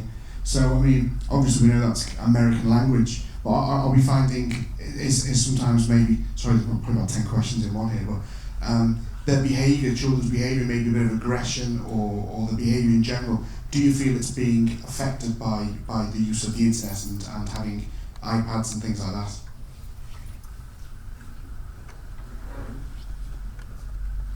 We talk from the school perspective what we're seeing. I mean, there are some very worrying signs, I would say. You know, we're getting a lot more early signs of sexualization and, you know, sexual talk between very young children, and you get a sense that there's, you know, exposure to pornography. Children can access that on the internet if there are no parental controls. Some schools are still banning the use of technology at school, but generally, I guess, yeah, I would say, you know, it seems to be younger and younger that children are getting a smartphone, and it's so important that parents and schools have boundaries around that and support them. And I went to a conference the other day, and there was the keynote speaker said, you know, as adults and parents, we've got to get over ourselves about the internet and stop saying, you know, I don't understand, I don't know how to work it. He said it's not that difficult. You've got to get in there and really interact with your child and understand what they're doing and be aware of what they're looking at. But yeah, I would say technology is certainly one of the things that is coming up in our counselling rooms and in the concerns and in the schools we're in. Thank you. Owen, you want to add something? Yeah, so just a quick comment. I mean, I think actually it's too early to say, because the evidence is still emerging and building on this. And for every study that says, you know, the internet is terrible and it's ruining kids' brains, there are studies that say that actually there's no effect. So I think we have to sort of wait for the evidence to properly emerge. Having said that, you use the word fear, and one of the things I frequently hear from adolescents is the fear of social exclusion with respect to their social media platforms, and this sense of missing out or losing out or being kept out. And that does seem to be something that is very potent and potentially quite destructive. Yeah, can I just follow up on the point that it appears, in my experience, that sometimes the apparatus itself, or the access to having their iPad, it's almost kind of like a drug, really. I mean, you go to take it off them, and in my experience, it can be absolute carnage. Yeah. My little 9-year-old girl is very mild-mannered, very polite. Yeah, you can see extraordinary behaviour and attitude and real aggression. You think, my God, I mean, I've threatened to throw it over the balcony several times. You know, just to think, I'd rather destroy £250 piece of technology than deal with sometimes what you have to deal with. In fact, I think it's very difficult as a parent. I think we touched on it before. At what stage are you, as an adult, taught how to be a parent? I mean, we're not, are we? We become parents and we get on with it and we do what we think is the best thing to do. But it's a crucial time to get it right, and the fear, I've got a 9-year-old and a 6-year-old, the fear is you want to get it right at all costs. Thank you. I'd just like to rephrase, there's something central here, on top of your concern of are we good parents or not and how do we learn. Is there actually an early development of the self in a child that it goes almost against the neurological development of the brain because of the social pressure? Early sexualization, prepubescent sexualization, set aside sexual abuse, is the most contributing factor to developing sex addiction. Now, why is it that our children are developing behaviors because it is proposed to them, and let's not get into the sex there necessarily, but they are offered a lot of behaviors and options in life that have nothing to do with a 7 or 8 years old boy or girl. So what is the impact on that in terms of the development and the possibility of creating behavioral problems? Just one comment on the social media. I think one aspect of social media which hasn't already been raised, which I think is relevant to teenagers but to adults as well, is everything is immediately available. And I think that in terms of how it could impact the development of our personality, I think if we, most of us, think back of our childhood, teenagehood, there was a lot of things that we fantasized, we imagined, and I think certainly in today's day, whether it's access to sexualized material or information or just contact with their peers, everything is immediately available. And I do think that it has an impact on how young people develop the ability to tolerate frustration or just their ability to develop other ways of dealing with it, which once again involves fantasizing or being creative in their mind. And I think that is, I'm not saying this from a study I read, but I think from a development point of view, that's something that could be valid. But the reality, as has been said, is it is a big part of their self-esteem. To be fair, it's also the case for a lot of adults, even if it's not necessarily through their Instagram account. But internet and social media is part of our life, and I think, in my opinion, it's better to embrace it and actually even the best thing a parent can do is actually show interest in what they're doing and look at what they're doing, whether it's a game, their Instagram account, and help them take some perspective, that having a lot of likes for an image or video is no doubt very praising, but it's not all down to that, and that's usually my advice. Thank you both. So I'm David Brown, I'm an interventionist from Kansas City, and I find this whole dialogue to be very interesting. I was thinking about an intervention that I did about 6 months ago on a 14-year-old girl who had been smoking spice and marijuana for a very long time. And she demonstrated every sign of psychosis. And she was staying out at night, she was leaving the house at night, she was running rampant. The parents had absolutely no idea how to deal with her. The parents were not on the same page with each other. The father was fighting with the mother and blaming the mother for the girl's behavior. And it was total mayhem. And they called me one weekend and they said she left the house over the weekend and the police locked her up, and she's still locked up. And I said, well, if you want to make sure she's really angry with you, just leave it there. I said, but how about if you invite her to come home and to a family meeting and put me in the room with them? And something happened during that meeting. She told me she didn't like the way she was living and didn't want to live that way. And I said, well, I think I can solve that for you. So we went to a treatment facility, and she went there voluntarily, and she did really well. She was gone for 90 days. And the thing that she's brought back is an absolutely super willingness to engage in life. She has engaged in life. She's gotten herself back into school. She wasn't going to school. She's reoriented her friendships. She's found healthy friendships.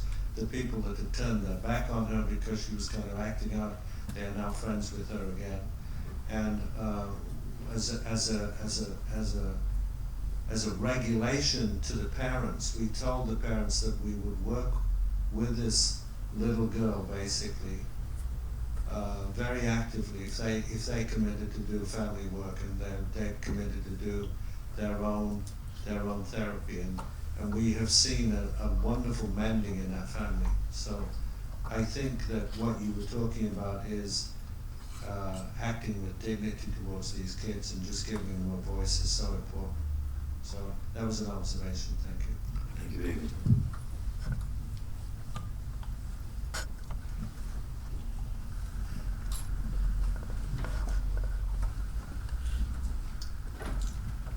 Hi, just a comment. As a teacher of PSHE, I find it incredibly frustrating kind of that young people are put in classrooms every day and they're channeled to pass grades and they have to aspire to leave with their 5A stars to see, and yet there's no opportunity for the conversation of what are you actually using the iPad for, what are you using Instagram for, and actually where is the opportunity for young people to sit down and reason out what's in front of them. They're bombarded with so much information. It's great, we can use the internet, fantastic, but if they don't have an opportunity to step back and gain perspective in a conversation that's facilitated by someone who's able to step back and who's able to go, well, what do you think about that? What kind of generation of young people are we creating? Of course they're going to have mental health issues. They're being constantly bombarded by things they don't understand. You know, fake news, of course it's real. If you look at their friendship groups on Facebook, they're surrounded by the same sort of people and they're only going to listen to the same sort of people. So what actually are they being exposed to? And I think what we need to start thinking as adults is how do we change the perspective that they have? How do we change the station? How do we not stop them from looking at things, but get them to go, what am I seeing? And I'm in the fortunate position where I've moved from the state sector to the private sector in a school where they've gone, we're having PSHE across the board. I've never worked in an institution that's gone, yes, mental health first, the opportunity to talk about it first. And I get to do that, but I'm one person in one small school in the middle of Dorset. This should be happening across the country and it's not. And you know, as it was said at the beginning, the case for statutory PSHE has never been stronger, ever. And it frustrates me that it's not happening sooner. Thank you. Can I comment on that quickly, if I can try it quickly? It's a personal perception, first of all, but technology, we can't stop it. So that's something we've got to live with. Our children have to live with it. They were in a transition period. As a human race, we're in transition. So we've got to deal with it. If we look through the eyes of young people, it will be different. If we look through the eyes of adults, we look backwards and go, oh, in the old days with this. And then you should watch the movie with, I think it's Love in Paris, where they go back all the time and they all think it's better in the old days.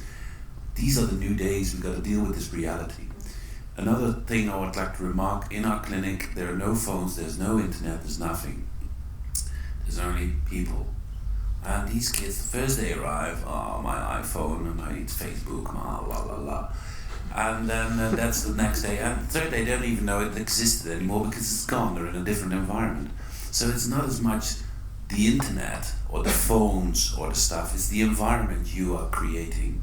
So that means if you put kids in an environment where they are allowed to game 17 hours a day, we have kids like that, who don't go to the toilet, who piss in a bottle of Coke, they don't go to the toilet, they don't take care of themselves. That's taking stuff to the limit, but it's not the gaming, it's not the technology, it's the parents that don't care.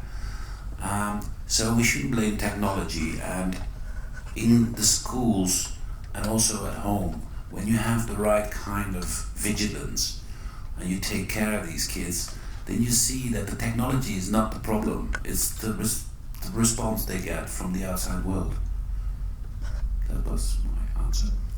Can I just add something to that? I think that's absolutely right, but a slightly different response. In that it's not that technology is the problem. And what we have to remember is that young people today are now living in a world where technology's always there. They've never known anything different. And of course we can't change that. And actually technology is a good thing. And the internet is a good thing. But it's what they're doing on it. It's the content that is important. And of course, little people shouldn't be exposed to 24/7 screens. We know that screen time is bad, but the whole visual impact on their brains is bad. And they need connection with real people. We've heard today from lots of angles how we're social animals as humans, and we need visual contact. We need touching and feeling and body language connection. We don't need conversations by text all the time, but there is a place for it. So I think for the question going back to the parent who asked for young children, I think it's important that parents engage from the earliest stage, from 2, from 1, when these children are beginning to see screens and televisions, and make sure that they're engaging with their child in what they're watching, talking about it, and asking their child to converse with them. So it's a two-way conversation that's important to make sure that the young person understands and questions, because they're the ones going to be making the choices, not the parents. The children are. So they need to be fueled from an earlier stage to question what they're seeing and the verification of that information. Thank you. Hi, I'm Jeremy Thomas, and I give talks on mental health to teenagers in secondary schools. I've been doing it quite a while, and I've really enjoyed what I've heard from everybody tonight, and particularly from the last speaker from Dorset. And I've just got a couple of observations, really, which I want to put out there. Sort of 2 things I think I've really learned. One that hasn't been said, and that's people who really need a talk on good mental health are teachers. You know, because they are the people in the front line. They are the people, really under stress in our schools here anyway. And I think that's a really important thing. Whenever I give talks, it's the teachers who come up to me on the quiet going, that was fantastic. And they weren't talking for the kids, they were talking for themselves. And the other thing that I have come to believe, and I'm just really banging this out because I talk about it as much as I can, is that, you know, if we can have sex education in schools, at a very early age, we can have mental health education in the curriculum, from the age of 8. It doesn't mean you're going to terrify children or anything like that, but it's in there. This is a normal subject, and one in which can go on through school and can really help. Why not? Thanks. Thank you, Jeremy. We are coming to the end. Before I thank you, because I'm going to thank you again, something struck me. The children, if they're validated and valued, they have self-esteem. If they're protected, they have boundaries. If they are valued for their perfection and they learn, they have a good sense of reality. If they are taken care and looked after for the needs and the wants, they don't become dependent. They are interdependent and autonomous. And if they're valued for their spontaneity, they have a right to act out. Usually, they develop a good sense of social interaction. That's basic things that haven't changed from the cave age. We haven't changed a lot for the last 250,000 years. The brain is the same, not because of internet doesn't change anything. So I just want to throw that as a food for thought. And a very, very big thank you to all of you, the 6. It's been absolutely amazing. I think there's a lot to be done, but we have shared already something. Thank you so much.